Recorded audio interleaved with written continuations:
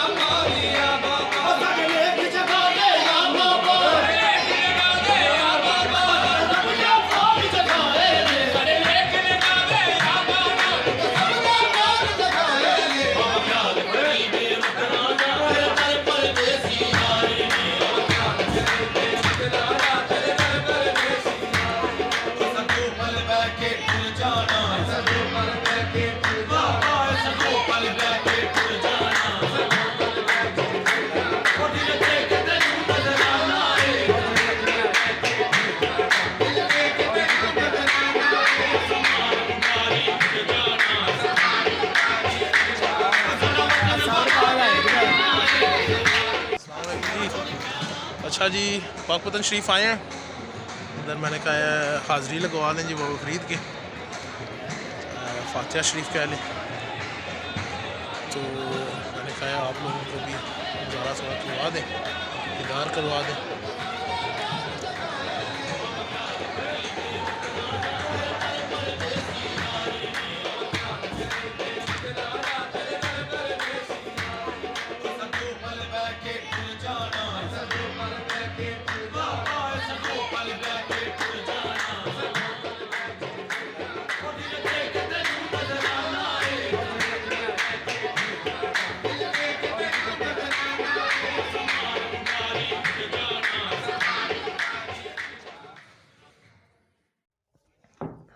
अस्सलाम वालेकुम guys, you watching खोलो सील्स।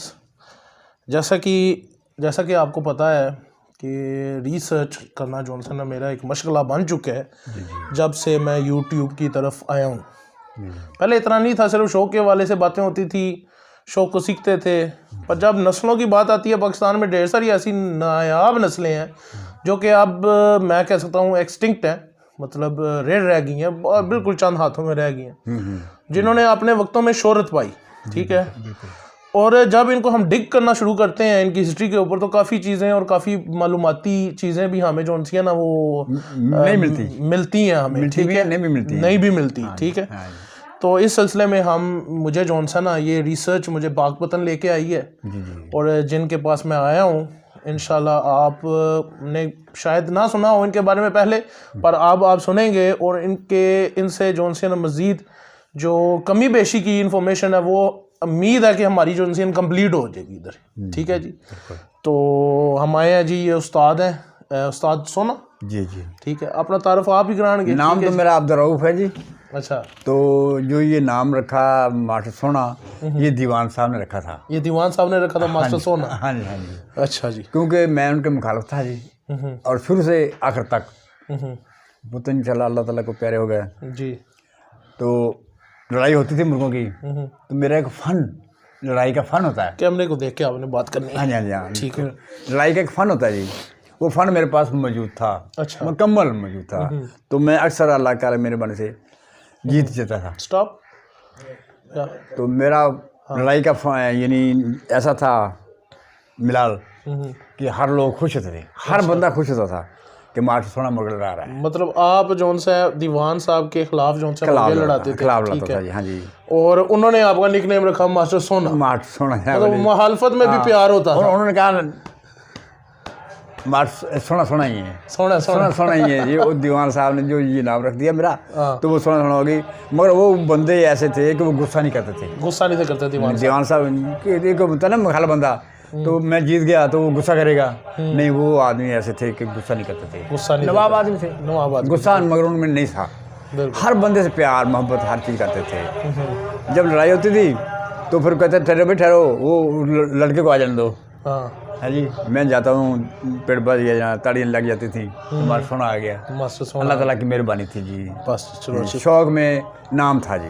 बिल्कुल। बाकी रही बात ये कालों की, नवाब वालों की, नवाब एक गरीब आदमी था जी, ना उसका बीवी था ना उसके बच्चे थे, वो अकेला था। अकेला था। जब पार्टीशन हुई है, इंडिया पाकिस्तान बना है, तो वो इंडिया से जनाब वाली 3 मुर्गे और 2 मुर्गियाँ 5 जानवर टापे में बंद करके लेके आया, पार्टीशन के वक्त लेके आया उधर। हाँ, यानी बॉर्डर क्रॉस कर लिया उसने। ये हरूनाबाद से। अच्छा, हरूनाबाद से ये अपना स्टाफ आता है चकमतिस्सा जंड वाला पिंड है जी, उसमें आके वो स्टाफ किया उसने। अच्छा, किसी गरीब बंदे के पास। अच्छा, वहाँ भी किसी ने 1-2 अंडे ऊपर नीचे कर लिए होंगे। वहाँ जो गर्म आदमी था, अच्छा, गुस्से वाला था, गर्म आदमी था गरीब मगर गुस्से वाला था।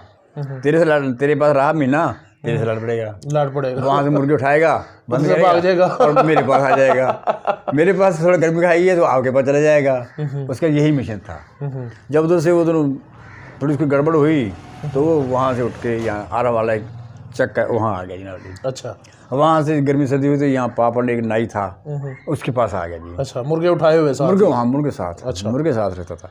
यहाँ आ गया जनाब, यहाँ वो रहा उसके पास 5-6 महीने नाई के पास जी। अच्छा, तो मैं उस वक्त रहता था मंडी शहर अंदर, रहता था शहर के अंदर। तो फिर मेरे से उनको पता लगा कि ये मुर्गबाज बहुत बड़ा मुर्गबाज है। फिर उसने मेरे से रब्ता किया। वो शिकारी नहीं था अनाड़ी था। मुर्गे उसके पास सिखों के आ गए। नाड़ी था नवाब जी। हाँ जी, मुर्गे उसके पास कमाल, मुर्गे उसके सिखों के आ गए जी। 2 काले थे जी, एक बड़ा मुर्ग था, चीता, लाल रंग का चीता था। अच्छा, बहुत नायाब मुर्ग था। जो काले थे दोनों, वो उसने लड़ाई दीवान साहब के खिलाफ। दीवान साहब के खिलाफ लड़ाई? हाँ, मेरी पार्टी में आके। मतलब पहले दीवान साहब को इन मुर्गों का नहीं था पता? नहीं। अच्छा, नहीं, जब उसने मुर्गे लड़ाया तो वो जीते। दीवान साहब एक बादशाह बंदा था, उसने कोशिश की कि अच्छा मुर्गा पैदा करो पाकिस्तान से। बिल्कुल, उन्होंने अच्छे मुर्गे पैदा किए, 2-3-4 पैदा किए, लड़ाए, मगर वो भी काम ना किए, नाकाम रहे जी कालों के आगे। अच्छा, हाँ, कालों का काम था कि जहाँ पैर लग गया ना मुर्गे को दूसरे को, वहाँ उसने उसको उठने नहीं देना। 1, 2, 3, 4, 5, 6 जितनी भी लगी तो मार देना। सही है, मार लेना जी। सही है। मगर बात रही अब दीवान साहब की। इसका एक दोस्त था अपना साहिवाल में जी, अकरम खान पठान था जी। अच्छा। उसकी दोस्ती से एक बलूच था, ये यहाँ से उठ के पापड़ से उठ के चला गया, यहाँ एक स्टाफ है नूरपुर, बलूचों के पास चला गया जी। बलूचों के पास चला गया तो उसने जब ये सारा ये दीवान साहब ने मार खा ली कालों से मतलब हार चुके थे तो उनका जोड़ नहीं मिलता था। तो फिर उसने रब्ता किया, अकरम खान पठान था साहिवाल में, उससे, वो भी बड़ा आदमी था। अच्छा। उसने कहा ये मुर्गे मुझे पैदा करके दो, तुम्हारे इलाके में आ गए हैं, साहिवाल में आ गए हैं। वहाँ से जनाब वाली फिर वो उसने 2 चूचे या 3 चूचे पैदा करके दीवान को दे दिए। अच्छा, वो धक्के धुक्के खाता फिरता रहा इधर उधर, बस वो ख़त्म हो गया, मर गया। और दीवान साहब ने वो नस्ल पैदा कर ली, बना ली। मतलब उन्होंने उन चूज़ों में से बना के, क्योंकि वो बादशाह बंदा डॉक्टर रखे हुए थे जानवरों के, 300-400 जानवर था। अच्छा, मुर्गियाँ मुर्गे 300-400 जी। तो उसने दीवान साहब को समझ आया थी मुर्गबाजी, बहुत बड़ी दीवान साहब। नाड़ी नहीं थे वो? नहीं, नाड़ी नहीं था जी, बहुत अक्लमंद था। अच्छा, समझदार था, शिकारी था, पूरा शिकारी था। क्योंकि अब मैं क्या कहूँ इधर, क्योंकि कुछ सुनने में मिला है कि भाई उनको इतनी समझ नहीं थी मुर्गों की, सिर्फ अच्छा रखने का शौक करते थे, कहते थे लड़ाते थे जी, लड़ाते थे, मेरे मखाल लड़ते रहे जी। अच्छा, तो मतलब उसको रखने का शौक तो था। कोई 400-500 मुर्गा थोड़ी बात तो नहीं है, थोड़ी बात नहीं है। सही है, 10 मुर्गे नहीं बंदा रख सकता, तो 400-500 मुर्गा जनाब, बिल्कुल 100-150 मुर्गी चूजे लेदा, अंडे लेदा, बिल्कुल। और वो मतलब दीवानी आदमी जनाब, वो इतना था कि वो अंडों को भी पहचान लेता था कि ये किस मुर्गी का अंडा है, इतना अक्लमंद था दीवान साहब। तो बहरहाल चलो किस्सा ख़त्म हुआ कि अब जनाब अली पाकिस्तान बने को हो गए 74 साल। बिल्कुल, समझे ना जी। 74 सालों में कितनी नस्लें गई? बेशुमार नस्लें। काले भी गए, बिल्कुल, मरोए भी गए, बऊ के भी गए, चालों वाले, बिल्कुल, जो आपने नाम लिया है जी, वो भी खत्म हो गए। हम उनसे जो प्योर थे उनसे भी मैं लड़ाता रहा हूँ जी, वो भी मेरे मुखालिफ थे। कौन? ये सियाल जो आपने नाम लिया, बऊ के, सही है, बऊ के मुर्गे जी। ये चालों वाले बचते थे, बऊ के बचते थे, या ये क्या नाम लिया था आपने इनका, मुर्गों का। नवाब वाले, नवाब दूसरे ये मदारी वाले, मदारी। अच्छा। सर मदारी ऐसे पैदा हुए कि ये पीर जो थे ये गए मुल्तान जनाब। मुल्तान से वहाँ लगती थी मंडी मुर्गों की। मंडी से उन्होंने एक पीले रंग का मुर्गा ले लिया जी। अच्छा। 200-300 का। मंडी में उस वक्त रेट यही थे 300-400। तो वो मुर्गा वो यहाँ लेके आ गए। नाले इधर से एक मदारी थे उनके पास बैठे हुए, जो होते हैं बांदरियाँ वाले। बिल्कुल। वो मदारी उनके पास बैठे हुए थे जी, पीरों के पास। उन्होंने मदारियों की मुर्गी लेके मुर्गे के साथ लगा के वहाँ से बच्चे जो पैदा हुए, जो बच्चे पैदा हुए जनावर उन्होंने बस करा दी। अच्छा। थोड़ी देर कालों का मुकाबला फुल उन्होंने किया। मदारी वालों ने कालों का मुकाबला किया। हरे हैं हरे मदारी हैं, मगर पूरी लड़ाई करके, पूरी लड़ाई का मतलब मुकाबला पूरा करके, पता नहीं कौन जीतेगा कौन हारेगा, इसी वजह से वो मशहूर हुए हैं। इसी वजह से वो मदारी मशहूर हुई। तो मदारी बने इसलिए वो मदारियों के पास मुर्गी थी, मदारी बन गया। तो बहू के बन गए वो सियाल थे, सियालों के पास मुर्गे बच्चे पैदा हुए, वो बहू के मुर्गे चलने लगे यार। बिल्कुल। अब वो भी खत्म हो गए। देखो ना, रुपए से 2 आने या 4 आने मुर्गा हो तो क्या है?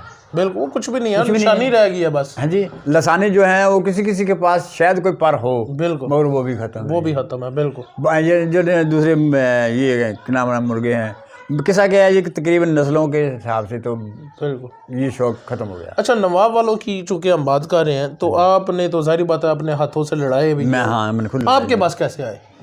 ये आपको बताया था, वो नाई के पास यहाँ पापत में, जब ये नाई के पास आया तो उसने कहा था कि उस वक्त जनाब ये पेड़ जो था ना, लड़ाई जो थी वो सिर्फ पापड़ में हो जाती थी और कहीं नहीं, क्योंकि दीवान साहब की वजह से। अच्छा, इधर ही होती थी जी। हर इतवार हर जुमा लड़ाई यही होती थी दीवान साहब के डेरे के ऊपर। अच्छा, हाँ जी।